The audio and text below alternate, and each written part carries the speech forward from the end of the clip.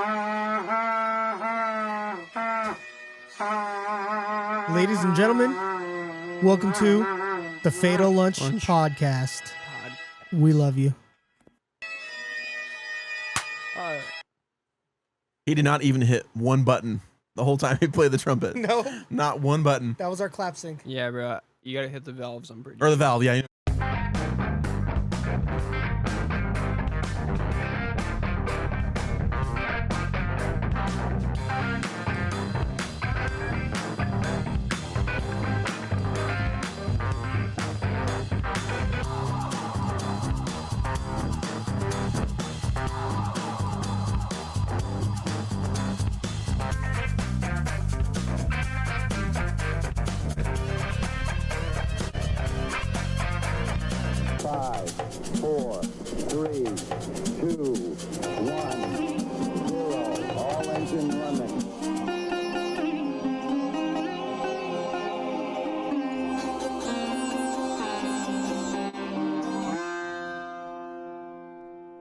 I just had a bright idea.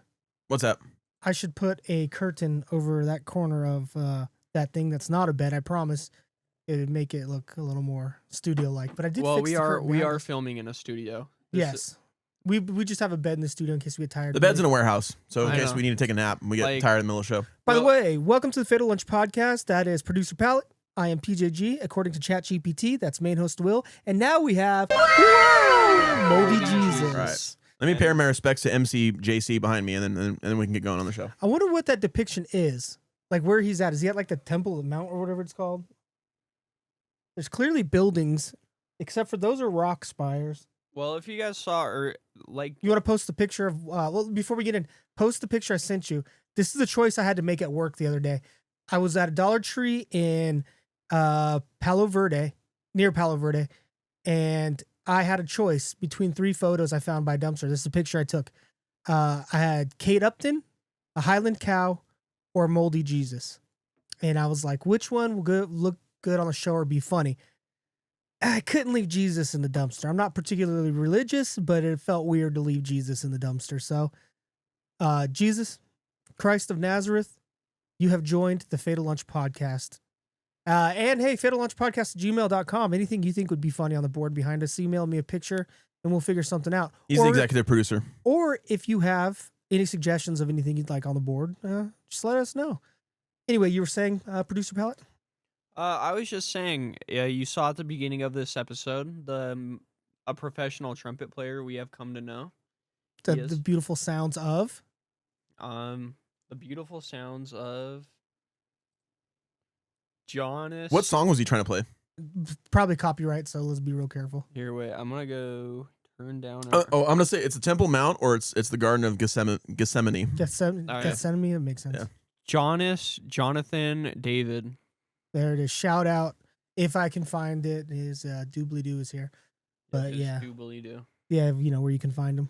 So we don't have much to talk about on this episode today, so we can run a couple clips. But yes, we do. We're going to talk about the Fermi Paradox, because last episode was about aliens, and it was pretty doom and gloom and scary, the topic. Like, oh, they're going to come here in 2027 and try to kill us all, and there's a council, blah, blah, blah.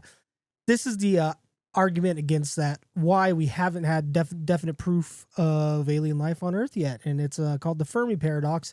And we're going to go through about 7 or 8 reasons why they're not here. A, they don't exist. B, they're too far. C, blah, blah, blah. What if they're afraid? We're terrified that they're going to destroy us, but like an Independence Day, but they really just want to come here and give us like hot Kino tips so we can have more success at Kino. Maybe. Or Stacy Keebler posters. I honestly think they're coming here to start their own like podcast, and they're like telling people like, no, this is the way to get fit. You eat chicken. You know what? You beat women. What's crazy is here's a clip of an episode from Real Aliens talking about fitness. You walk into the room and the gravity changes. Doesn't matter if it's a boardroom or a battle cruiser. Facts. If your presence doesn't bend the air, you're just background decor. You got to radiate command like it's baked into your DNA.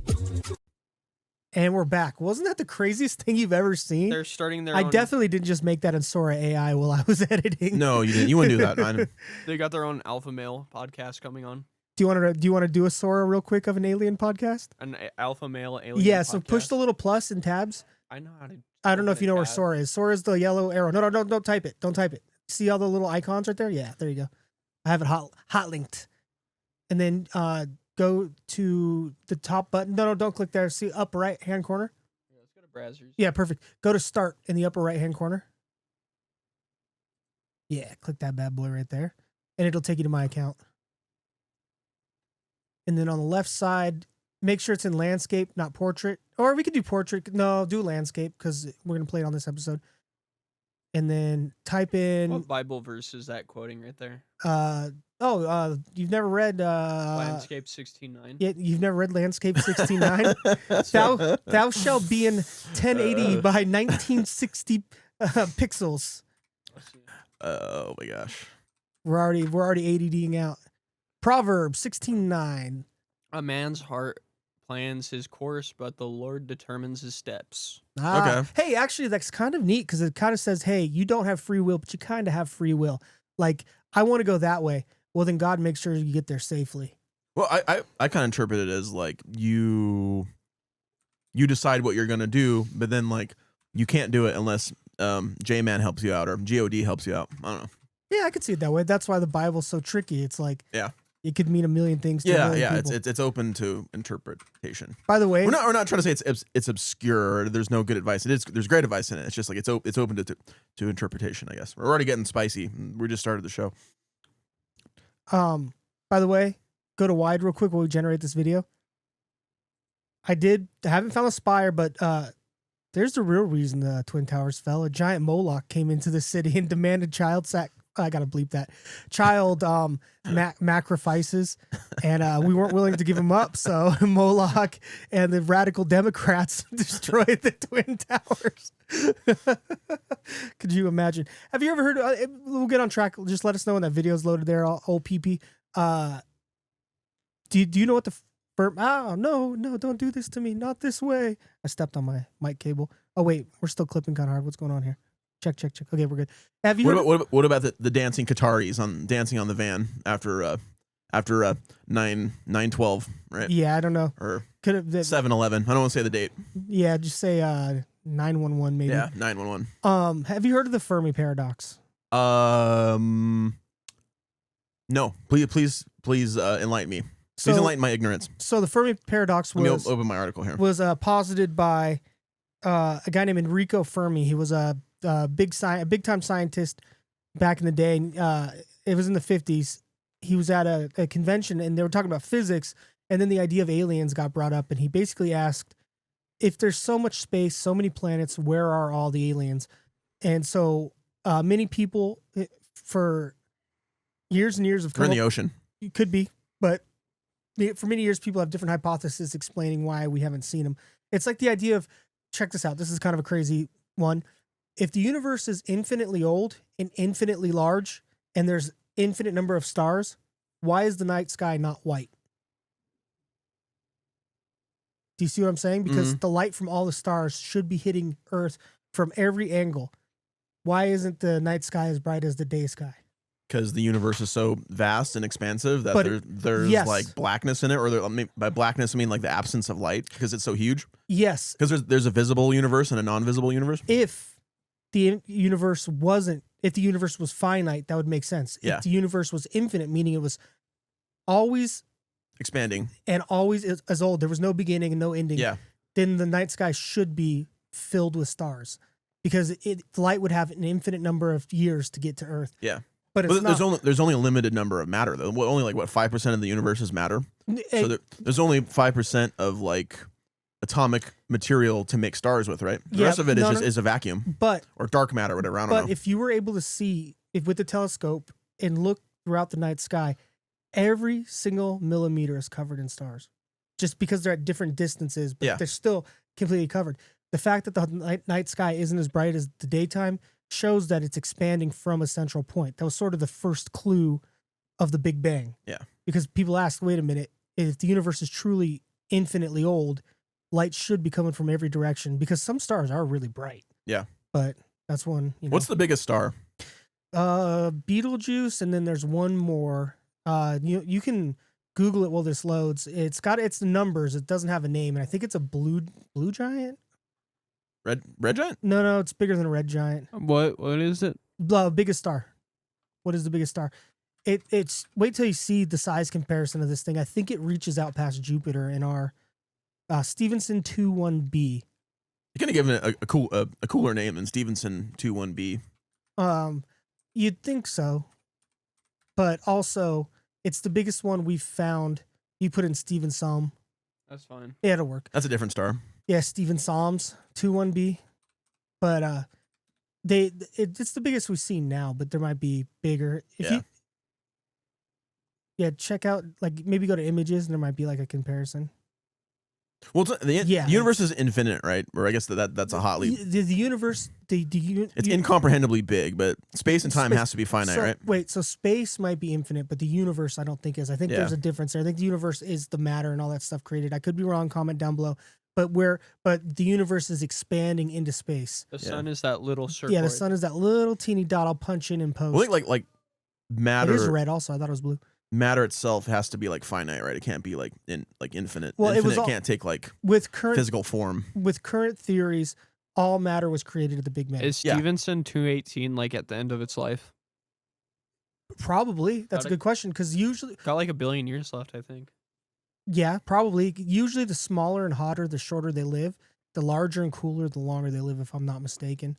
But the gravity around that star. See if you could do Stevenson 21b inside the galaxy. I was gonna make a dumb joke about how like 21b, that's 218. Oh, 218, sorry. You're UY Scuddy, and your girlfriend tells you not to worry about Stevenson 218. Yeah. What were you gonna tell me? Put Stevenson 218 in the Milky Way. Put it where our sun is. Oh, so it's in our galaxy. That's cool. Well, yeah, it'd be hard to find a star. Well, I thought maybe it was like I was in like a different I don't know. A different galaxy. There's a lot of galaxies. I didn't mean to say Milky Way. I meant to say solar system. Sorry. Yeah. Like if it was where the sun was at. Well, it's like in our galaxy, right? No, solar system, galaxy. Oh. Stevenson's in our solar. It's in our galaxy, not our. Yeah, solar yeah. system. That's what I was saying. It's I'm glad it's not in like another galaxy. I guess. Oh, there. Can we see stuff from other galaxies? Like, I mean, we can see the galaxies, but can we see like individual stars in other galaxies? That's a good question. I was about to answer without really knowing. I guess click that YouTube and we'll see if it's got music. We'll watch it anyway. Shout out to whoever created it. Let's see. Oh, we'll be right back. Ooh, Red 40. Red 40 light. It's Fortnite. Oh, damn it. They need a Red 40 character in Fortnite. They do. All right, let's see what this comparison is. Wow, this is some enthralling. Okay, so like I said, we go past Jupiter. I was right. Into Saturn's orbit. That's huge. That's huge, Charles. I don't know. How's our Alien Bros podcast doing that? I'm gonna there we go. Nice. I already Turn like up it. the volume on this bad boy. Here we go. You walk into the room and the gravity changes. Doesn't matter if it's a boardroom or a battle cruiser. Facts. If your presence doesn't bend the air, you're just background decor. You gotta radiate command like it's baked into your DNA. And that right there is going to show up earlier, and we're going to erase all of the mistakes we made, or no, the Copelands we had along the way. So yeah, check if the Insta Ham is doing its thing too. Yeah. Good thing we can edit all this out. You guys missed it. We had a cockfight. We had a Greco-Roman olive oil wrestling fight. Oh, there it works. Okay, good. Man.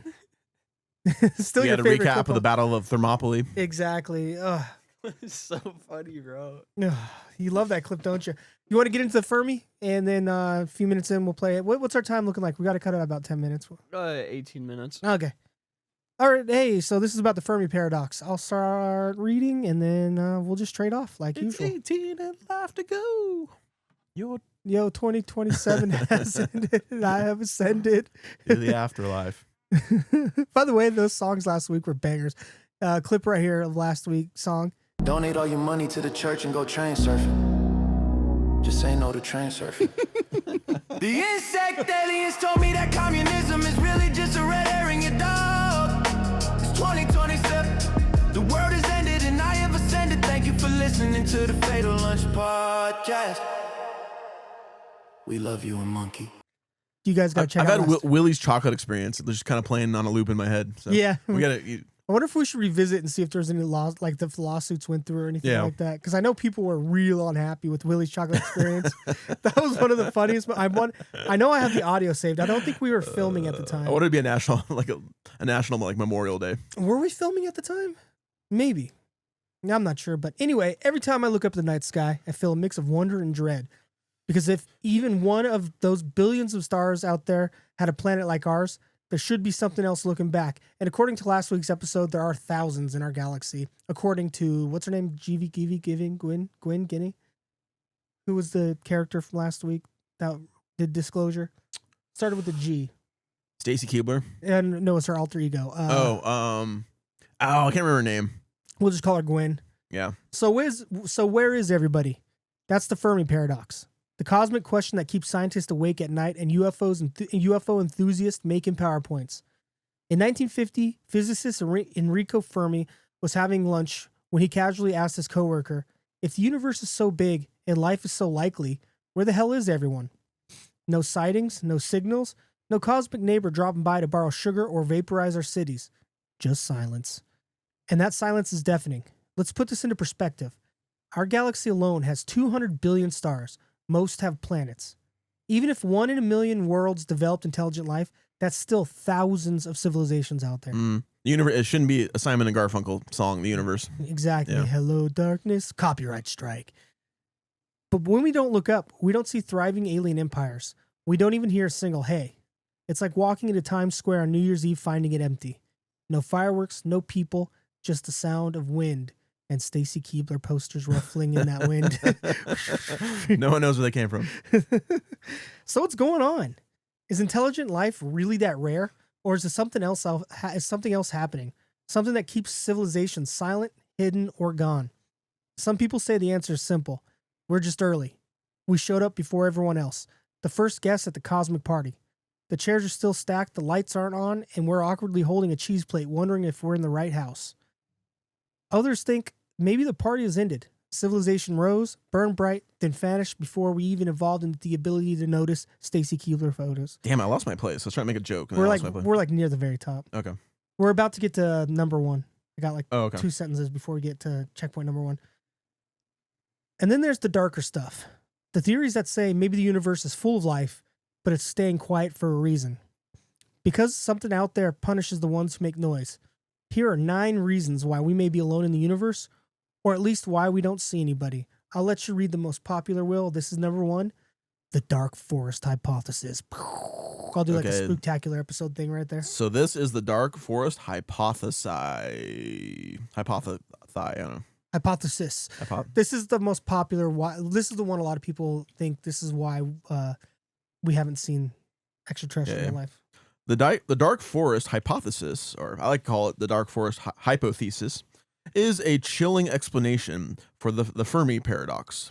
The question of why, in a universe filled with countless stars and potentially habitable planets, we have seen no clear evidence of intelligent alien life, proposed by science fiction author David Brin, then later popularized by author Lou Zixon. I don't know. I apologize if I pronounced his name wrong. In the novel The Dark Forest, the hypothesis suggests that the universe is like a dark, silent forest filled with countless hunters.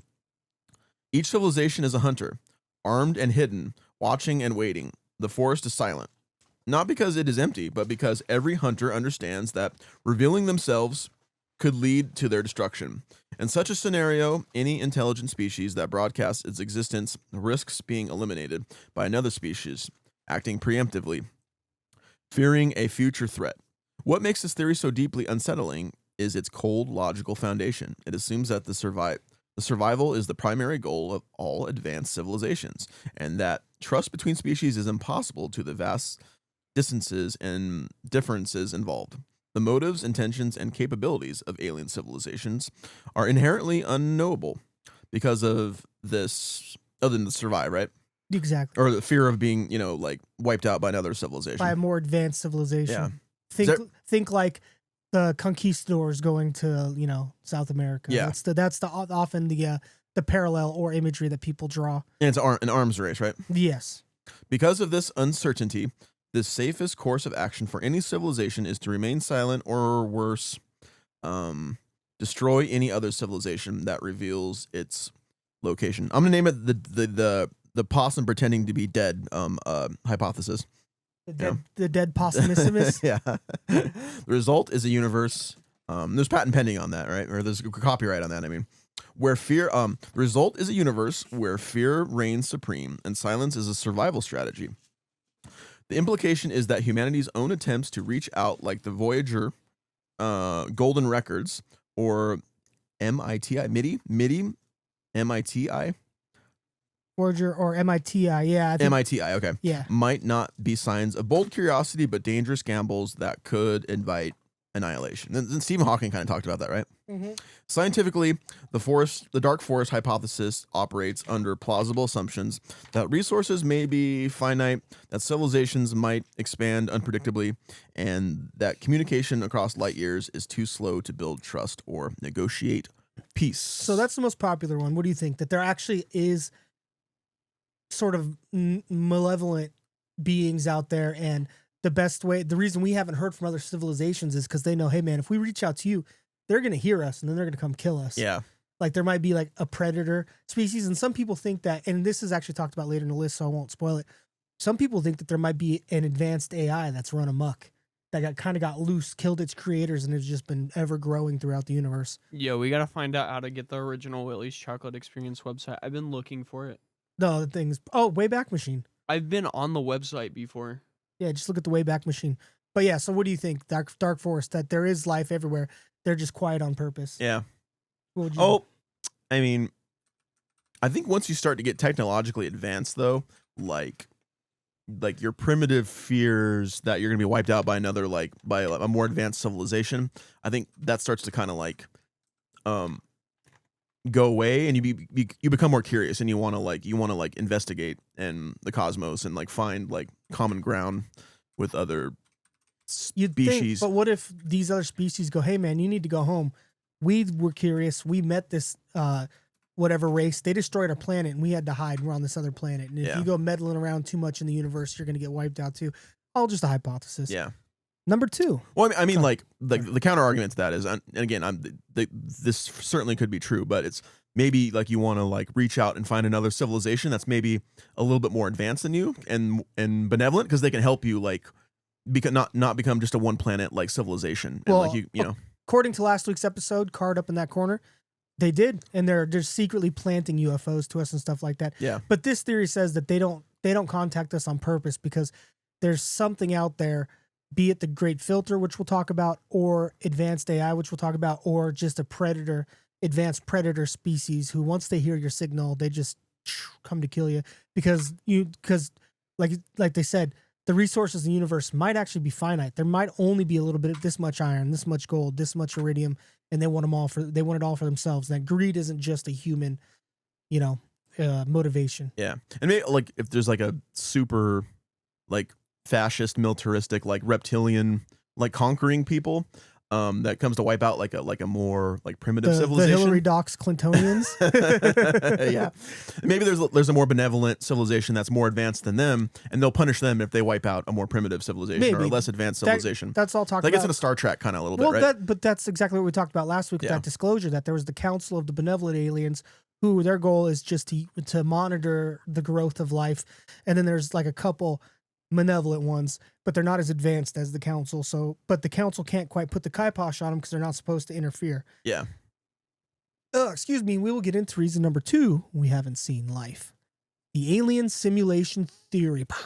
Yeah, it's depressing to think that the whole universe is just the state of nature, right? Where everything's terrified to reveal itself because it's gonna get gobbled up by a predator. But if we see it here, why wouldn't we see it out there? You see what I'm saying? Yeah. I mean, if as above, so below, kind of in a weird way. Anyway, aliens. Well, you've heard the fallacy of the composition the fallacy of composition, attributing the parts to the whole as being the same thing. Yeah, of course. But no, it's a sound theory for sure. Yeah. I mean, it's that's why it's top of the list. It's one most intellectuals who think that there might be life out there. That's one that a lot of them kind of think that a lot of people are like, yeah, aliens are real. don't send out signals. Quit sending radio signals out. Like, stop. It might hit 1,000 benevolent. It might hit the one malevolent, though. So, like, stop sending it out. So, and other people are like, there's nothing out there, nothing to worry about. And some people are like, no, we want the aliens to come here. Yeah. So, what do you think, Pallet? Pallet's busy looking for something. Okay, never mind. Yeah, sorry. I thought I'd do something. Pallet has zero interest in aliens. Once one shows up on his doorstep and mows down his family in 2027, then he'll be like, oh shit, I should have listened to PJG. Yeah. Hey man, I'm trying to do something useful for the podcast here. I know, I'm just joking. We'll have to tell him producing. It was just the CIA like LARPing as aliens, you know, but yeah. Exactly. So, all right, we'll move on to number 2. Alien simulation theory. The alien simulation theory proposes that our universe, including all of humanity and all perceived reality, is an artificial construct, an elaborate simulation created by an advanced alien civilization. According to this idea, just as humans simulate complex systems or create digital worlds with increasing realism, a hyper-advanced species could generate entire. Yeah, I guess I forgot to hit space there. Generate entire. I don't know if you've noticed, Will, but my typing and grammar ain't great. My ideas are great. I just can't type, and like this comes out of my head, and I write it, but as I type, I'm not very good. No, at it's good, man. It's solid. It's good writing. I mean, generate entire simulated universes for purposes ranging from entertainment to scientific research. In this scenario, our lives, history, and even the laws of physics might be nothing more than code running with an unfathomable, powerful alien computer. We could be unaware agents in a sandbox world with our creators observing us or even manipulating events from outside the bounds of our simulated cosmos. If the simulation is real, then everything we believe to be foundational, our identities, achievements, and even death, hold no intrinsic meaning beyond what the simulators assigned. Worse, it suggests a deep fragility to our existence. If we were all mere lines of code, the simulation could be paused, altered, or delayed at any moment without warning or reason. The notation that reality is artificial also destabilizes any attempt to find ultimate truth, as even our perceptions of scientific laws could be part of the simulation rules. Not universal constants, scientifically, the simulation hypothesis has been taken seriously by some philosophers and physicists, most notably Nick Bostrom, who framed it in probabilistic terms. If it is possible for civilizations to create vast simulations, and they do so in large numbers, then it may be more likely that we are in a simulation rather than not. However, empirical evidence for this theory is virtually non-existent. Attempts to detect glitches or computational lines in physica constants have yielded no definitive results, and it remains an untestable hypothesis for now. Still, the alien simulation theory remains one of the most physiologically jarring possibilities.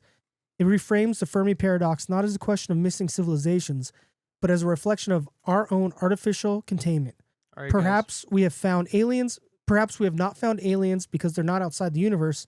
They're outside of the simulation. This is basically just a simulation theory and sort of looking on the side of like, where are the aliens? Well, maybe the aliens created the simulation, and that maybe the little gray things we see are just sort of like the antivirus like code, like, or we don't see them at all because they're not in the simulation with us. Clarifying question. I found something.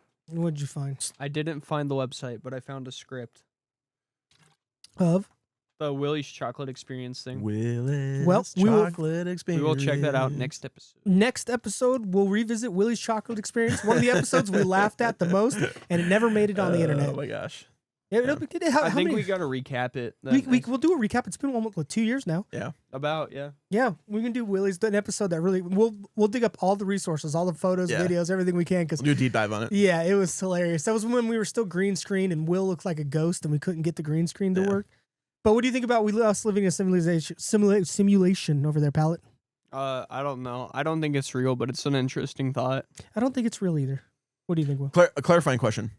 So are we ourselves part of this simulation and we're like NPCs in like a GTA video game and we don't realize it? Yes. Or are we real, but we're in a vat being like harvested for energy and the simulation is just around us to keep us like happy and sedated? Well, that's a good question. That there is a delineation there, but I think in this frame of reference, I think everything's simulated. We're just ones and zeros. Okay. What's that brain called? What's the brain called? Google this for me real quick, Palette. The universe making a brain. There's a term for it. The universe making a brain. It's called the. Oh my gosh. I've been getting really good sleep lately, and I feel like I'm thinking slower. Is that weird? That's like paradoxical in itself. What is it called? The something brain? I don't know. It's not saying anything. Is it like the whole universe is a brain and we're just one little tiny neuron, like each of us, or like our planet is just one neuron, and we're all like subneurons? No, it's not about the universe being a brain. It's about the universe creating a brain. It's called the something brain. Okay. Basically, I can't think of the name. I'll put it right here. But essentially, what it is that and I forget why I brought this up. You asked something, but basically, all the matter to create everything exists in the universe, right? Mm-hmm. And every random event that could ever happen happens in the universe.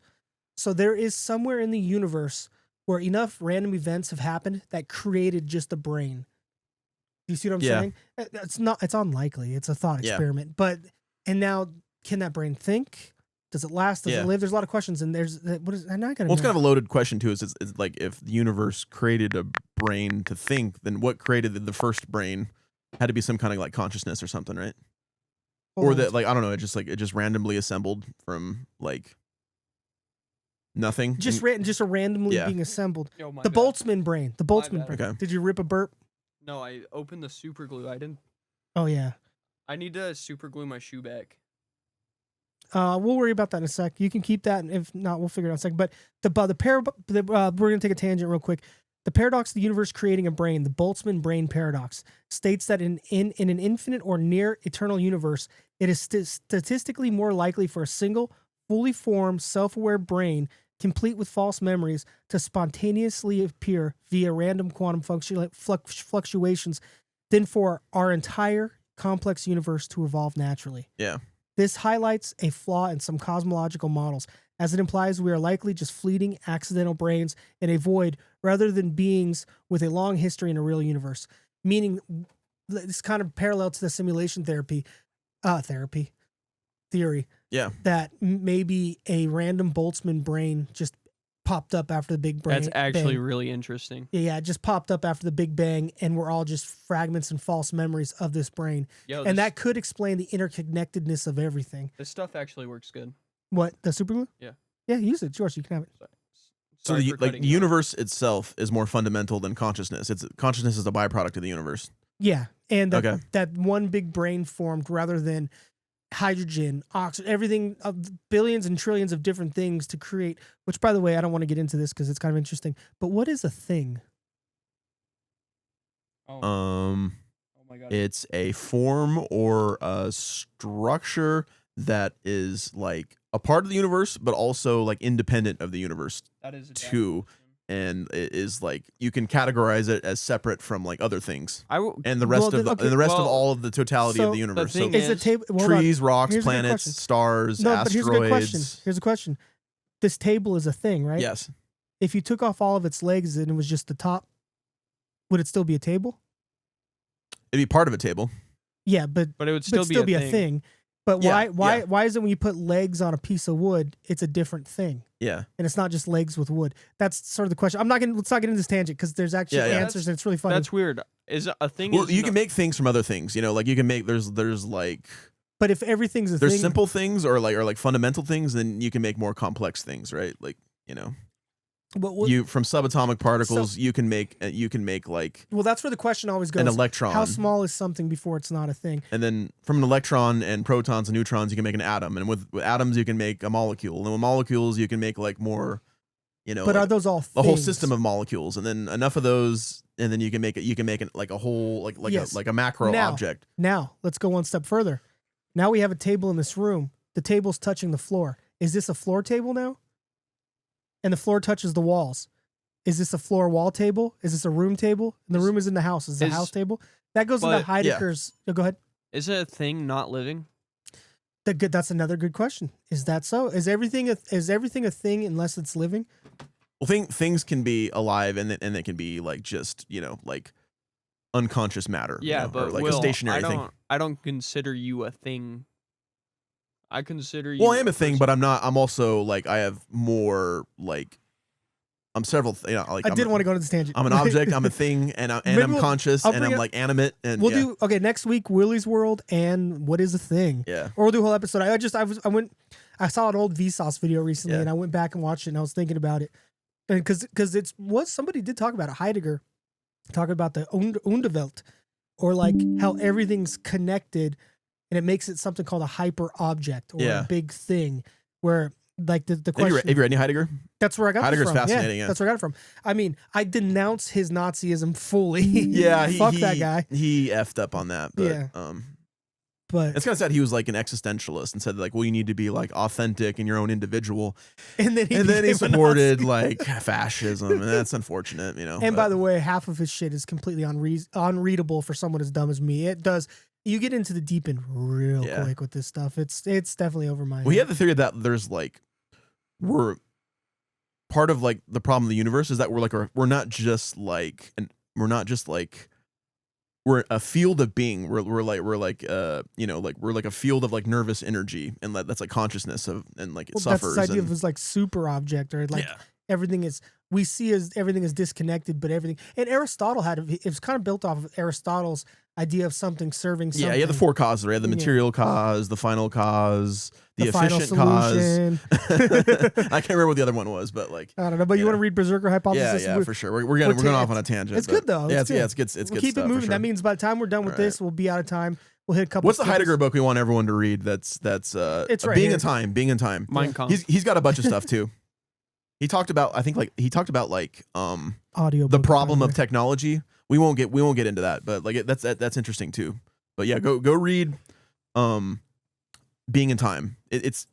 Read sections of it because it's a massive book. It's like 500, 600 pages. Well, he had some real like out there things that kind of make sense. Like you only build a bubble of reality around yourself. To me, China doesn't really exist because I've never been there. Mm. But once I go there, it's now part of my bubble of reality. That's an extreme example, but that's like one of his fundamental ideas on explaining what reality is. Reality is only really what you interact with. Yeah. You know what I mean? If a nuke goes off on Mars, it's not really my reality. Yeah. But there's, but it goes deeper. But anyway, it's also very hard to understand. I could be completely misinterpreting it because I wasn't on Nazi grade meth. They had some good stuff over there. Well, allegedly. Again, not to defend his horrible endorsement of the Nazis for a while. By the way, he talked to a Jewish guy after the World who's a Jewish philosopher. I'm trying to remember, Martin Buber. They had a kind of interesting conversation after World War II about like it's crazy what happens when you actually talk to Martin your villains. Martin Buber, yeah. Him and Heidegger had a conversation. It's Bobbier. It's pronounced tits. Martin Tits. So do you think his teachers were like, "What are you doing, Mr. Buber?" He's kind of like a Jewish philosopher and also a mystic. He wrote a book called I and Thou, I think. I haven't read it yet, but in like sort of deep Jewish lore, there's a lot of mysticism. Yeah. Like people, it's not just a nuts and bolts sort of praising of the Lord. They have spells and everything. That's like the Zohar, right? Yeah. It's pretty good. I don't know much about that, but Me neither. I've barely scratched the surface, but they have everything from golems to like, King Solomon's magic demon ring. Just some really interesting stuff. People are pretty angry at the Talmud right now. Yeah. No, well. Anyway, we're not monetized yet, but let's I have Zohar. I haven't read it. I need to read it. It's one of my 1,000 books I need to read that I haven't read yet. I'll let you read it and give us the cliff notes. Okay. I'm not diving into that. Just all right, we don't have a tangent. We should probably get on the Berserker hypothesis. We're getting back into it. Okay. Anyway, we'll take it. This is okay. The Berserker hypothesis. This has something to do with the Vikings, I hope. Yeah, space Vikings in particular. Right, nice. That's what. Yeah. The Berserker hypothesis is another grim explanation for the Fermi Paradox, suggesting that the silence in the cosmos is not due to the absence of alien civilizations, but rather their systematic eradication. According to this theory, self-replicating machines known as berserkers were created by an ancient civilization. I think I want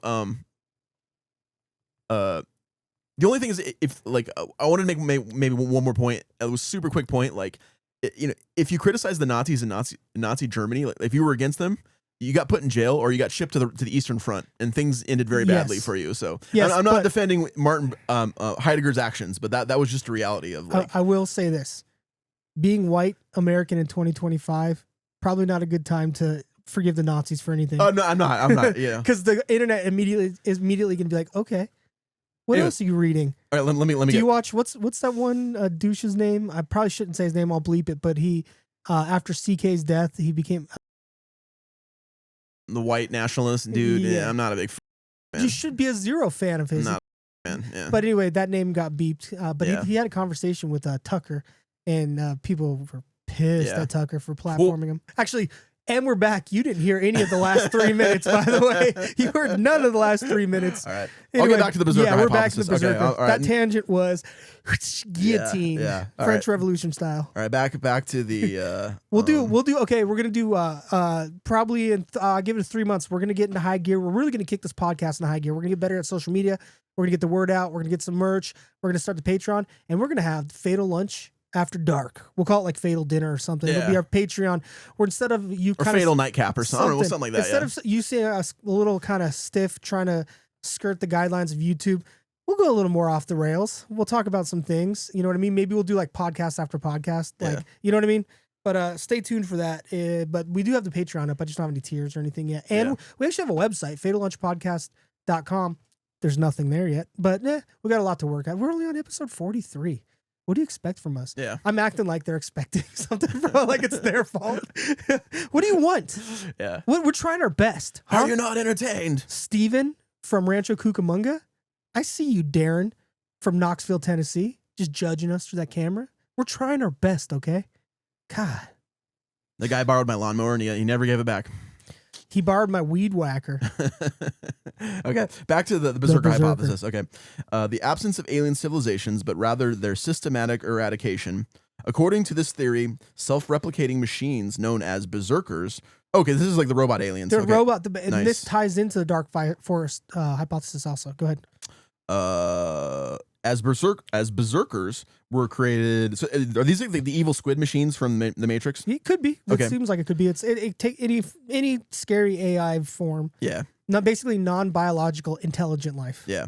As berserkers were created by an ancient civilization, possibly with the original intent of exploration, colonization, or defense.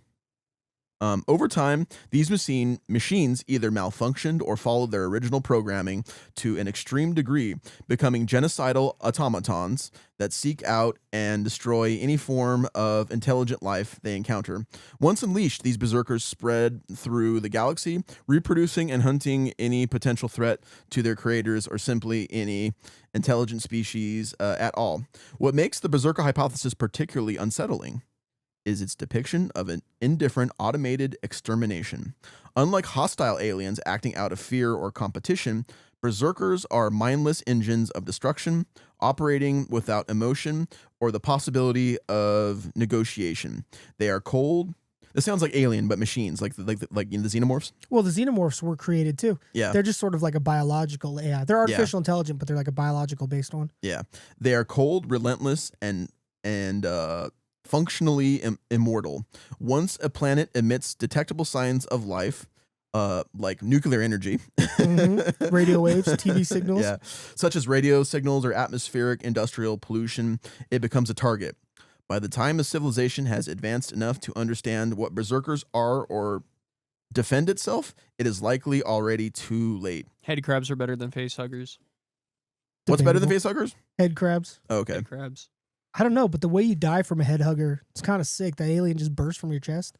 I know, but head crabs, they turn you into weaker than head crabs. Yeah, they're like zombies. Wait, the zombies are weaker than the head crabs in the game? No, they're not weaker, but they're way easier to kill than That's head true. crabs. The head crabs are like the little baby zombies in Minecraft. For some reason, they're just so hard to kill. Anyway, Berserker. Is Minecraft based off the Berserker hypothesis? Yes, it is. Okay. Oh man, I lost my place. Dang it. Okay. Understand what berserkers are or defend itself, it is likely already too late. This scenario turns the galaxy into a death trap. when silence is not just prudent but essential for survival. Scientifically, the Berserker hypothesis is grounded in the theoretical possibility of von Neumann probes. Von Neumann probes. Von Neumann, he put together an idea that you would send a probe to a planet, and then it would mine resources and replicate itself. And then it was able to mine the planet and then prepare it for you to get there. So by the time we send humans to Mars, theoretically AI probes would have made it habitable for us.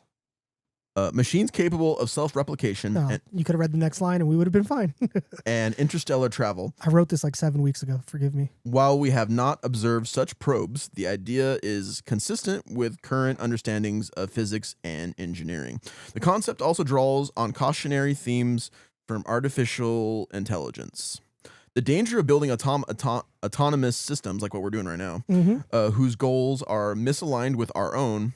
However, the theory relies heavily on speculative assumptions, such as the idea that one or more civilizations would have both the capability and the motive to unleash such machines, and that these machines would persist for millions or even billions of years without degrading or being stopped. So essentially, let's say humans are the first in the universe, and we master AI and we master material science, and we create robots that are amazing. They can do factory work for us. They can do self-defense.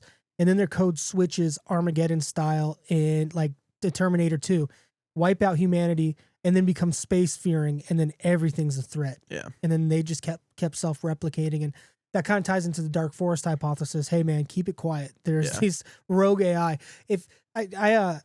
If you read like like again, not to go off on too much of a tangent, but it is related. If you read like Mesopotamian like creation stories, like the lesser gods were tired of being enslaved by the higher gods, and so they created humanity to do their bitch work and to do their chores and do their manual labor.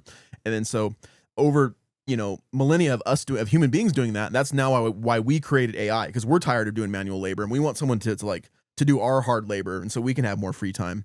And so we're kind of doing what they did, and it mirrors that. Yeah, my idea is if we ever become interstellar, it's not going to be flesh and blood us. It'll be sort of the collective spirit of humanity put into an AI sort of algorithm, put into different beings that we would call humans, but we wouldn't be flesh and blood anymore. We would join the federation of flesh and blood aliens, but we'd be like represented by robots. Because like I said in the last episode, I don't think human evolution is keeping up with the degradation of our planet. I think we need to get off this planet sooner than we can evolve to live in extreme environments and yada, yada, yada.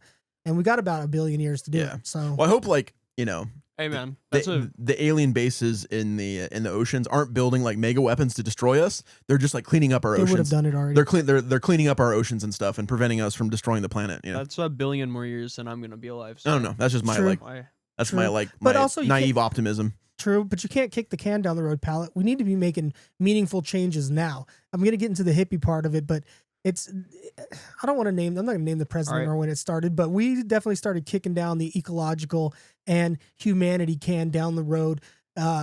Like look at the last CEO of General Electric. That, I won't even say mother, I have to beep it, but I said it anyway. He set up a business model that is destroying America to this day. He got to retire with hundreds of billions of dollars. His company crumbled and he just lived out the rest of his life in paradise. And now he has intergenerational wealth because he built a model off of greed. We could talk about him in an episode, but we've been doing that in all sectors of human life. I mean, why does a beloved country like India literally look like a hellhole when it's got the people, money, and the manpower not to look like that? But greed might be another episode. And is greed baked into humanity? Comment down below. What's up, Pallet? What we do, we start a church. It's not a bad idea. We start a church. We say, if you give money to God, the Church of the Monkey, He'll love you. And wait a minute. Is that actually Copeland pretending to be Pallet over there? Oh shit! Gotcha. You Copeland us early on in the episode, and then you come in here telling us ideas that we know, and not that we hate those ideas. We tithed this week already. How much did you give so far this week, Will? I gave $7,000 in Cole's cash, and that's all I had. Unacceptable. That's all I got. Not even Macy's or anything. Kohl's. Similarly, I was running tight because I gave you 40,000 last year. I gave you a pillow sack full of golden Sacagawea coins and a half-used Chipotle gift card with about $7.50 on it. You're lucky I like Chipotle though. Okay, good. You heard it from the man himself. Yeah. Pallet, are you back? Yeah. Dude, did I miss him again? You missed him again. God. You Copeland me once, shame on me. You Copeland me twice. Shame on me still. All right. Number 4, the planetary. Or shame on, no, it's Copeland me once, shame on you. I was all right. I'm having a W moment right now. It's all good. Now watch us drive. We must stop the terror. I call upon all nations to do everything they can to stop these terrorist killers. Thank you. Now watch this drive. Yeah. And we're back. The planetary zoo hypothesis, number 4. The planetary zoo hypothesis proposes the idea that advanced extraterrestrial civilizations are fully aware of humanity's existence, but deliberately avoid contact, e.g. last week's episode. According to this theory, Earth is being observed like an animal in a zoo by alien intelligences who have imposed a kind of galactic quarantine to prevent cultural or technological contamination. Like the South Park episode, right? Yeah. These civilizations may have agreed upon a shared principle of non-interference, choosing to watch humanity from a distance as it develops naturally. Much how like humans observe wildlife without intervening, because we've done that so well. Aliens may see us as a primitive, not yet ready for interaction. This lines up a lot with last week's episode. Go watch it. It's actually a very interesting episode. This theory implies that humanity is not alone, but is being silently monitored by entities vastly more advanced, possibly for reasons we cannot comprehend. The lack of contact is not because we're isolated in a vast and different universe, but because we're being purposefully ignored and kept in the dark. This introduces a deep existential discomfort. Our civilization may be under constant surveillance by incomprehensible beings who are choosing for their own reasons not to make themselves known. The idea that we are part of some galactic experiment, or worse, protected exhibit, reduces humanity's cosmic significance and makes our perceived freedom feel illusory. If powerful alien civilizations truly wish to hide themselves from us, they likely possess the technology to do so flawlessly. The hypothesis hinges on assumptions about alien behavior, ethics, and cooperation. Specifically, that multiple advanced species would independently agree to a shared policy of non-interference and be capable of enforcing it across light years of space. These assumptions are difficult to test or falsify, which weakens the hypothesis in empirical terms. Nonetheless, the planetary zoo hypothesis offers a uniquely discussing version of the cosmos, not empty but hidden. What do you think about that? Last week, that lady said that they did hide from us and that they're going to give us those scalar lasers, but that's the only thing they'll donate some technology to help us protect ourselves, but they refuse. Because in last week's episode, again, go ahead and watch. It was really good. It was a lady or man who got kicked out of working on UFOs and discussed everything and basically said they said that the universe is full of life and it's super advanced and they don't want to interfere with us, but they give us some technology because in 2027, keep that number in mind, aliens are coming to fuck us up. Or and as there's nothing we can do. As we say on the podcast, the world's ending and we will be ascending. We will be To the ascending. afterlife. Oh, I hope that sneeze got picked up on the mics. Because the one time on that one episode, I think it was the Spooktober at the beginning. Yeah. Mother. It didn't get picked up, but I think that sneeze did. So. I can still hear him. Yeah, some people just love football. It makes them go crazy. Let's bang through the next two because well, if they are giving us like super alien weapons to like fight off the insectoids or the reptilians, right? They're kind of violating their own planetary zoo hypothesis, right? But they're doing that for our own benefit. But so. it said, the person who wrote it said they weren't going to interfere, but after a lot of fighting, they decided, okay, we won't interfere personally. We'll just leave them these. It's sort of a good happy medium. So, because they were originally not going to do anything. Yeah. Because they could come in and they could wipe out. It wouldn't even be a fight. It would be like Tomahawks versus M1 Abrams. Whatever Abrams tanks. Yeah. If the council came in to fight this, because they said that the ant race that's coming to take us out is only barely more sophisticated than us, and we do stand a chance with our conventional weapons, but it would be a really hard fight. But if we can get a grasp on these scalar weapons, it should level the playing field. Question. Yes, sir. Aliens are like religion. We can't prove if they do or do not exist, right? Well, no, not true. Alien people have been abducted by these things. It's just whether if you believe them or not. But if you were abducted yourself, I know, but and then some people have some people have metamaterials. Some people say we have actual UFOs in the government. Yeah, well, some people have claimed to see the Ark of the Covenant and the Holy Grail. So, but what if those things are alien technology? Yeah. Yeah. Well, if they're physical beings, right, then they leave like behind evidence. What if aliens? Then we can prove that they exist, right? So in theory, they have. If they're supernatural, then it's up. Then it's kind of like, oh, I don't know. So there's people who have molten metal that have dripped off of crafts, and they get it tested, and it doesn't match a human's ability. I can do a whole episode on the case for why aliens might be real, but I personally still can only be up to about 75% certain because I haven't had interaction with myself. But I mean, who knows? UFOs are a lot like religion, though. Too. If aliens existed, why would they be so interested in us? Shut up, Neil deGrasse. Because we're interested in ants and shit. And and like the lower well, I don't call them lower, but like the greater apes. We're interested in we're super interested in orangutans, right? Which, by the way, they're awesome. They're in the Ice Age now. Now, why? Or I mean, the Stone Age. Nice. Yeah, they consider the greater apes to be in the Stone Age now because they're actually like napping tools and stuff. All right, let's bang these next two out. Okay. What I feel like people in our own government are on the side of the ants. They're not on our side. Yeah, they'll probably just go up in space, let everything get destroyed, come back down, and then they'll literally own everything. Yeah. Number it's 5, like they live. You will. Okay. The last or first. Okay. They were the last or the first hypothesis presents a stark and humbling explanation for the Fermi Paradox, suggesting that humanity may either be the very first intelligent civilization to emerge in the universe or one of the last remaining. In the first scenario, life elsewhere may not yet have happened or had enough time or the right conditions to evolve into intelligent forms. The universe, while ancient in human terms, may still be in its early phase of producing civilizations capable of interstellar communication or travel. Alternatively, in the last scenario, other civilizations may have already risen and fallen, wiped out by cosmic catastrophes or like solar flares or whatever, Or their own nuclear wars. Their own nuclear wars.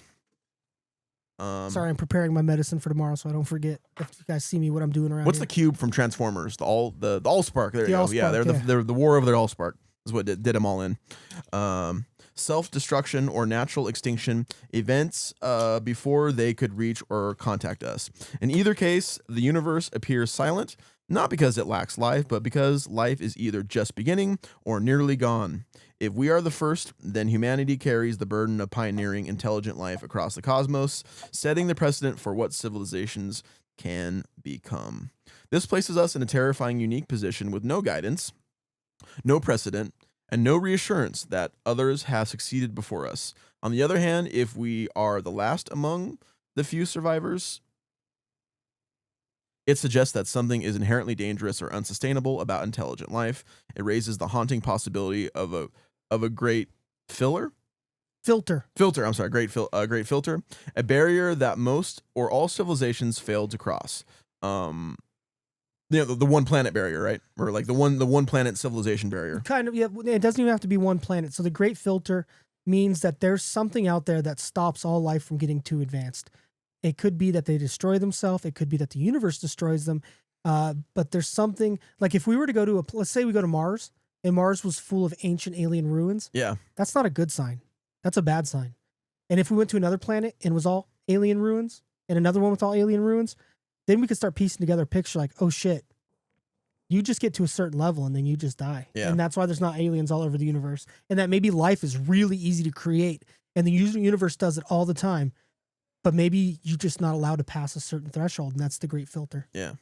Well, 99% of like organisms of Earth that have ever lived, right, throughout like our organic history. I mean, what is it, like a billion years, 500 million years, whatever, Organic, no, two plus billion years. They're all extinct, right? Yeah. Oh yeah. Yeah. Where this is kind of ties into this hypothesis, last or first. Like if Luca, the last common universal ancestor, Luca is what they call it, is the first multi-celled, split off into the different branches of life. If Luca looked at humans now, he would be the first, we'd be the last. But if it only stayed Luca forever and ever, I don't know where I'm going. Shut up. I'm tired. Well, I got great sleep. I don't know what's going on with me. I'm trying to say that the last or first, like maybe we're so early in the universe, that's why we don't see life. or maybe everything has just died off already. Yeah. And we're just the last crumbling decay of hope for life in the universe. Is it like a malevolent force that's trying It to doesn't- might not wipe even- out like might not even have to be a force. organisms getting too advanced, or it's just entropy? You get just entropy. Yeah. We're all just going towards that heat death. If Because other- yeah. no matter how advanced you get, there's one unescapable thing. Everything is going to die Yeah. in a trillion or so years. The universe, and unless we can craft Unless you can find inorganic planets, a way to like infinitely like produce energy, right, and stop stop like the second law of thermodynamics, you'd right? have to Entropy. you'd have to figure that out, and then you'd probably have to create fake planets or somewhere to, or ships big enough to house it. But it'd be so bleak at that point because there'd be no stars in the sky, Yeah. and But maybe that doesn't happen. Maybe it's sort of like in Buddhism, it rubber bands out and then sucks back in, creates a new Big Bang, and maybe it's a universally endless cycle of creation and life. Who Yeah, knows? that's kind of the Buddhist conception That's of what I like the mean, universe, yeah. right? That's straight samsara, right? Yeah, exactly. So who knows? But okay. Okay, anyways, back if others have already perished, then humanity may simply be approaching its own doom, unaware of what lies ahead. Scientifically, this hypothesis is plausible and doesn't violate known physics. It draws on evolutionary timescales, astrophysical models, and probability theory. The formation of Earth-like planets, emergence of life, and rise of intelligence may indeed be rare, slow, or vulnerable to extinction. Whether we are the first intelligent voices in the cosmic dark or the final echoes of one thriving chorus, this theory forces us to confront the loneliness and fragility of our own existence. I'll bang this next one out. Opposing morality. The alien morality is opposite of our scenario. It is opposite to our scenario. Posits that extraterrestrial civilizations may possess moral systems so fundamentally different from our own that what we consider acts of kindness, cooperation, or peace might be seen to them as threats, taboos, or provocations, and vice versa. In this view, morality is not a universal constant, but a product of biology, environment, culture, and evolution. Just as human societies throughout history have held wildly divergent beliefs about justice, virtue, violence, alien civilizations may operate under entirely foreign ethical frameworks, shaped by life cycles, sensory experiences, or survival pressures radically unlike our own. To them, empathy might be illogical, while cruelty might be virtuous. The assumption that we can reason with aliens using shared principles like fairness or compassion might be disastrously naive. Imagine encountering a civilization that views the act of communicating with outsiders as a violation of cosmic purity, or one that believes mercy is a weakness to be eliminated. Our attempts at diplomacy, broadcasting messages, sending spaceships, or extending gestures of goodwill could be misinterpreted as insults, acts of war, or spiritual contamination. The moral disconnect could lead to instant hostility, not out of malice, but out of a sincere belief that destroying us is the right or holy thing to do. Evolutionary biology shows us that behaviors deemed moral tend to emerge from traits that improve survival and reproduction, meaning alien ethics would depend on their evolutionary paths. If their survival depended on dominance, aggression, or rigid social hierarchies, their morality would likely reflect that. The range of life forms and planetary conditions that might exist in the universe only amplifies the unpredictability of their values. This kind of mirrors the dark forest hypothesis. You can kind of put it in there. That we'd want to stay away from these. If they're so morally different, we'd want to not make noise. But also, we may not see them because they're not letting us see them, because they know if we leave our little corner, we're not supposed to do that. We're not supposed to spread outside of our galaxy or universe or whatever galaxy. So it's kind of that one's kind of convoluted, but I'll let you read. Kind of reductive too, but yeah, that's what I mean. It's interesting, Time lock. Well, like your morality is either like predicated on like you value other beings as equal to your own or as valuable as your own, and so which case you want like a shared like you have kind of like a mutual respect for each other, even if there's some things you don't get along on, or like you just see the universe and other beings as your buffet, and like they're there to serve you and like eat, and you're like they're a commodity for you to like use and like enslave or like just conscript into whatever your will is, right? True, or they're like ants and you just step over them with no mind whatsoever. But yeah, who knows? But ants are just like they're just pure instinct. They're just trying to survive, right? But what I mean they're is consuming other insects, not because like. But that's what humans are doing. What I mean is they hate them, we're talking or about like they want to wipe them out. Yeah, they think they're superior than them. No. I don't They're wiping them out. You didn't get what I'm saying. Yeah. You said that you view them as equal and you want to cooperate, or you view them as lesser and they're basically your buffet, or you view them like ants where you just have nothing to do with them. You don't care. You just walk right over them. Like they're just, oh, look at the humans over there playing with their nukes. Anyway, let's move on with our day. You know what I mean? Gotcha. All right. I think we got two more. Let's get. Oh, wow, we have two more. Okay. Yeah, but I think they're pretty short. The next two. Okay. Time locked. What's our time, super producer? 1 hour and 10 minutes. Okay. All right, we're doing pretty good. Okay, then let's just pick out the two that we find interesting. From how many more are left? It looks like I put more than 9. I'll read the titles and Palette. You tell me which two sound interesting. Okay. You got it. We can make this. Maybe we can make this a two-parter. Yeah. I kind of overwrote this a little bit. I'm gonna read 2, and you tell me what you think, Palette. All right. All right. We got one called Time Lock Civilizations. We got one called Parasite Civilizations. We got one called Cosmic Quarantine. Parasite Civilization. That'll be one. Alien God Civilization. Intergalactic Slavery. This is a two-parter, dude. And Post Singularity. Post Singularity. So we'll go Parasitic Civilizations and Post Singularity. Did you read last or did I read last? I think I read last, right? I think I read. I think you did. I think I read that. Okay. Action. Parasite Civilizations. The alien parasite civilization scenario suggests that most successful life forms in the universe may not be cooperative or curious. My volume got loud. Palette, can you turn my headphones down just a little bit? Yeah. Where's that's my better. snare? I can't hear my snare. Eminem reference. Most successful life forms in the universe may not be cooperative or curious, but parasitic and predatory on a cosmic scale. In this hypothesis, some alien civilizations evolved not to build vast empires or explore the stars in peace, but to infiltrate, exploit, and feed off of other civilizations, biologically, technologically, or even cognitively. Kind of would be us if we stumbled across a civilization that was more advanced than us. We'd probably pretend to be their friend and just scalp some of their technology. You know what I mean? Yeah. It's kind of parasitic in a way. Like, we're not going to affect you negatively, but we're going to try to get as much as we can from you. But then, like, the flip side of that, though, is then we have a guilt trip about it, though, and then there's like a big debate about, like, you know, how we should. Not if fucking Halliburton and, you know, Boeing has this shit. They don't care. Yeah. These parasite civilizations may operate by hijacking planetary systems, spreading invasive technologies, or embedding themselves within communication signals, memes, or artificial intelligence that corrupt and consume from within. They may not conquer planets with fleets, but infect them with viruses.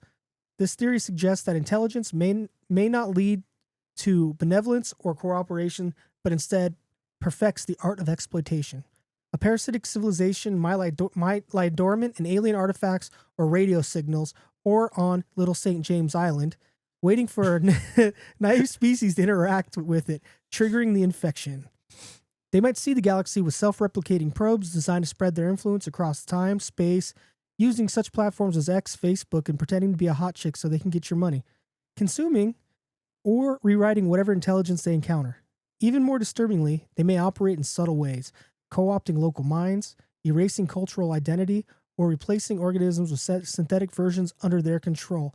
Only definitely a parasitic civilization program. The whitewashing. Trump just got rid of Juneteenth and wants to rename the holiday after himself. It's so crazy. Look, I don't care what side you're on. Look, you could love the guy, you could hate the guy, you could have no feelings for him. That's just crazy people behavior. It's insane. Yeah, you're supposed to die. We thought changing the Gulf of Mexico, the Gulf of America was bad. You're supposed to die before we celebrate you and put you on paper money or give you a holiday. Yeah. You know, jeez. The only living people who put themselves on coins ended with horrible legacies. Yeah. Horrible legacies. Anyway, scientifically, well, purely speculative, this scenario is not beyond possibility. Parasitism is a common and successful strategy in Earth's biosphere, seen in viruses, fungi, and other social manipulators like parasitic wasps. If life elsewhere follows similar evolutionary pressures, parasitism could evolve on a larger, more intelligent scales. Moreover, the concept of information-based infection, where an idea code corrupts an entire system, mirrors real-world concerns about cybersecurity, AI alignment, and mimetic contagion. If information itself can be weaponized, contact with alien knowledge could be as dangerous as physical invasion. I mean, that one doesn't sound too far off. Post-singularities, last one we chose. Cosmic quarantine kind of sounds like the one that was up there. They all kind of have, some of them have a little similarities, yeah. They have like a little bit of overlap. A little bit, yeah. It has an overlap with Planetary Zoo. Mm-hmm. Or which one do you want me to read? It was a post-singularity, and then okay. I'll link this somewhere. Maybe later. Alien God Civilization sounds cool. Maybe yeah, it does. That's one I kind of want to read. But what I'll do is once we get the Patreon up, any of the articles or any of the scripts we write, we'll throw up there. So if we yada yada yada, or we got short on time, yeah, you guys can go and read them. Maybe we can do Alien God Civilization next show. It's up to you. You could just do it now. Then I mean, you could veto Pallet's post-singularity. Just do it. Yeah, do it. Okay. What about post-singularity? Well, he chose post-singularity, but you can veto it if you want to do Alien God. Okay. I kind of want to do both, or save one. Well, it'll be out of place if we do this on another episode, unless. Okay, we'll do 2 more, and then we'll end the show. Okay, Alien God Civilization. I'll kind of read through it fast. That's fine. Okay, the Alien God cultivation scenario proposes that advanced extraterrestrial civilizations may not simply observe or ignore less developed species, but actively cultivate them, much like gardeners tending to crop or farmers raising livestock. In this hypothesis, humanity could be part of a long-term project orchestrated by incomprehensibly advanced beings who guide, manipulate, or even design civilizations for specific purposes. Feasible, like how we have a genetic gap and our brain grew like 4 times the size, and in such a short amount of time in evolutionary scales. That's just because of the stoned ape hypothesis, man, and the fungi, man. Something happened. We got smart out of nowhere. Mushrooms are from another world. We know this. They're extraterrestrial. These purposes might include harvesting intelligence, testing social evolution, generating cultural output, or even producing some unknown cosmic resource. This has a little overlap with like the zoo hypothesis. Yeah, right? but instead of just being observed, they're actively, Which, by the way, the zoo hypothesis is kind of stupid too. Because think about this: what do they do in a zoo? It's there yes, they observe, but they feed them, they clean them, they give them vaccinations, they gave them a habitat they could live in. It's kind of to entertain. It's to save species that might go extinct. But and for education purposes and entertainment purposes. That's why the zoo hypothesis should have a different name. It should be like the observation, like the chimpanzees we look out in the wild and we don't touch them or anything. Have you seen Chimp Empire? It's crazy. So they've been interacting with this group of chimpanzees for like 30 or 40 years, but they have no interaction with them whatsoever. They stay like 15, 20 feet away, and the chimpanzees just do what they do normally. That would be more fitting than zoo, because the zoo, we totally interact with these animals. We feed the penguins fish. You know what I mean? Yeah. So it sounds more like this Alien God Civilization. But anyway, put them on Animal Planet. That's true. Anyway. Yeah. Culture. Are you producing some? In the most extreme interpretations, our myths, religions, and sudden technological leaps could be a result of deliberate interventions from these higher beings. George Knapp kind of talks about this, who play the role of gods or shepherds shaping humanity from the shadows. This theory suggests that human history, innovation, and even our perception of free will may be artificially influenced by entities operating or on scales so large that we cannot detect or resist them. We might believe we are progressing through our own efforts, but in truth, we are being cultivated like experimental subjects, molded toward an end we cannot perceive. The relationship would not necessarily be malevolent, but it could be like exploitative, right? But it would be entirely asymmetrical. These alien cultivators would operate with motives and ethics entirely their own, treating civilization not as peers but as tools, resources, so they're farming us, right? Or farming us for something we don't know, and maybe it might not be a bad reason.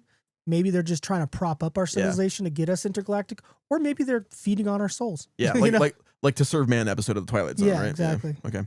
Scientifically, this theory. Can we put a clip of that there, or is it copyright? I love that episode of the Twilight Zone. It's probably copyright. I'm a little scared. What we'll do is we'll put a clip of it right here, but instead it'll be just a bunch of fart noises. Mr. Chambers, don't get on that ship. The rest of the book, To Serve Men, it's a Okay. Scientifically, this theory is extremely speculative, though not entirely impossible. It builds on assumptions drawn from artificial intelligence, evolutionary biology, and simulation theory. If technological progress continues exponentially, it's not inconceivable that a post-singularity civilization could possess the power to guide or even seed life across the galaxy. One more paragraph.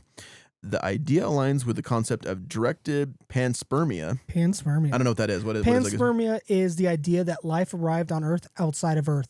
So, like, let's say there's a planet that's covered in moss and algae, and a comet hits this planet, and then pieces of that planet break off, turn into asteroids, land on Earth, and seed Earth. So it's the idea of seeding. Like if you were to go to Mars, you'll find Earth rocks on Mars. Yeah. Because of, asteroid impacts. Yeah, exactly. So the idea is that maybe RNA hitched a ride on a comet or an asteroid and landed on Earth, and that's what seeded our life, and that's panspermia.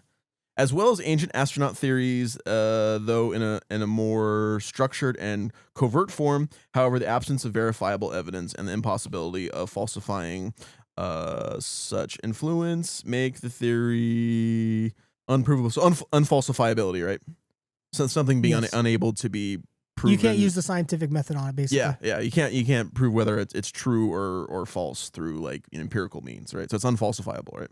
Yes, exactly. The idea of God is unfalsifiable. Mm-hmm. Yeah, that's why some scientists in Neil deGrasse Tyson kind of balk at it, or turn their nose up at it. Yeah. By current scientific standards, okay. End of the alien god civilization. That mentioned post singularity, and guess what? You guys can go ahead and look it up. We're gonna get out of here with Suno or a clip. Oh, you don't want to do post singularity? Nah. Okay.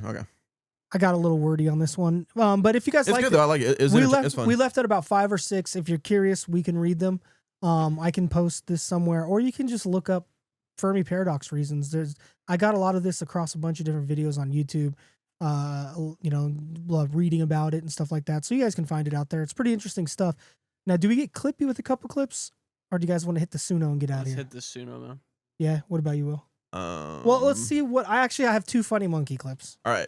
I might have two funny clips too. Yeah, we'll do 2 each, 2 clips each, and that's it. We got put a little bit of humor in the show. We got pretty like dense with the nerd talk. But we also did the nerd talk was pretty good. Yeah, no, it was for sure good. It was for sure How about good. the best clip? I don't want to get hit with copyright, but yeah. All right, scroll up. Let's see what I got. Don't click it yet. Oh yeah, this one's pretty funny. This is Gandhi's real voice. All right, thank you, Pallet. Please don't redeem the gift card. Sir, please don't redeem the gift card. That's Gandhi's real voice. Well, they have actual recordings of his voice, right? Yeah, they do. Don't redeem. All right, let's see. We'll scroll up one more. That's a funny monkey one, but I don't want that one. No, I don't want this one. You can wait. Basically, that monkey just kicks that kid in the face. No, not that one. All right, wait. Not cat corn dog. Okay, well, you know what? Just play the kids. I got funnier ones, but watch them next time. Spalding, look at the monitor and give the full name of this person.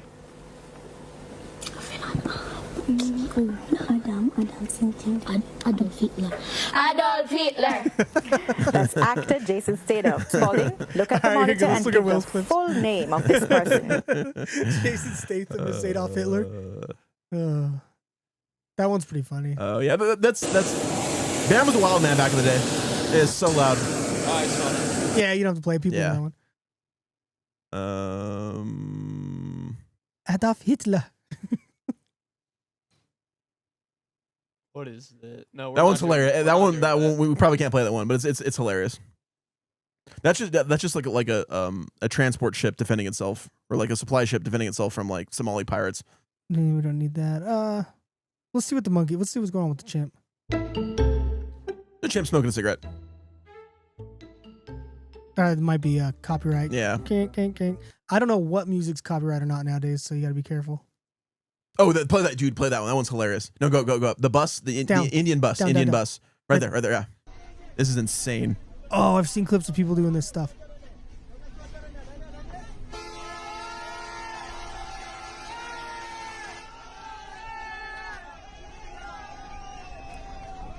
They're cheering. I would be terrified. I don't faint. I probably would have fainted. Look how many like crazy bus crashes there are in India. Jeez.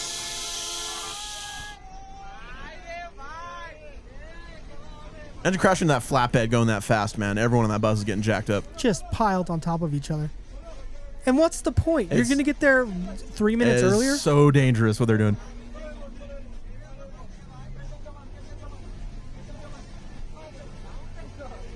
That's insane. Why is the caption in Russian? I don't know. We should translate it, though.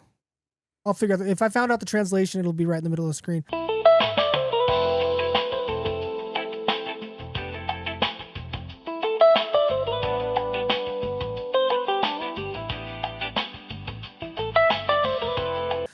All right, guys. Yeah, we can do the song. Well, we're gonna zoom in on Moldy JC, and we love you. Please subscribe. Wait. There was no Suno this episode. That whole section got cut out. You didn't see it. We had a problem with Suno. It's gonna be our first episode in a long time without ending with Suno music, but I'll put in some music at the end. And the worst Halloween movie is the last one. Yeah, that's the worst Halloween movie I've ever seen. It's not Fear.com bad. Have you seen or Troll 2 bad? But Troll 2 so bad it's good. They're eating him, and then they're gonna eat me. Oh my god! What about the stupid like Native American toy that? Oh, Zuni Fetish. Oh, Zuni Fetish. Oh, Yeah. Zuni Fetish is amazing. Tales of Terror. I love Zuni Fetish. You know what? I'm gonna try to get a Zuni Fetish doll for the studio. We should. We definitely should. But anyway, like, comment, subscribe. No Suno. We got Copeland 3 times this episode. So we love you, Copeland. Will you tell the people? Thank you for listening to Fatal Lunch. We love you. Oh, FLP out. Yo, thank you for watching and thank you for donating. See you next episode. Woo! We love you. I'm not even cutting out our audio. Bye. That's all for today, folks. Awesome job.